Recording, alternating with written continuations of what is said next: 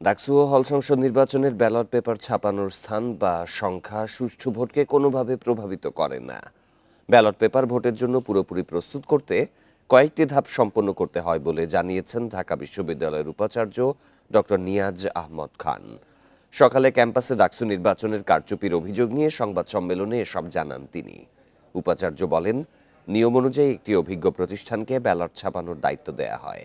পরে ভোটার সংখ্যা বেশি হওয়ায় মূল ভেন্ডরের অনুমতিক্রমে একটি সহযোগী প্রতিষ্ঠানকে কাজের সাথে যুক্ত করা হয়।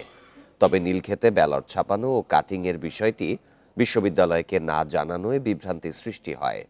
সিসিটিভি ফুটেজ ও ভোটার স্বাক্ষর তালিকা দেখার বিষয়ে উপাচার্য বলেন, প্রার্থীরা প্রয়োজন মনে করলে নিয়ম অনুযায়ী আবেদন করে কর্তৃপক্ষের উপস্থিতিতেও এসব পর্যবেক্ষণ করতে পারবেন।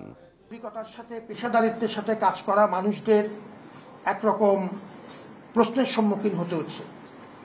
এই বিষয়টি আমাদেরকে বিব্রত করেছে। যে কথাটি আমি আগেও স্পষ্ট করেছি, তাতে আমাদের সুরক্ষার, নির্বাচন প্রক্রিয়ার সুরক্ষার কোনো ইতর বিশেষ ঘটেনি।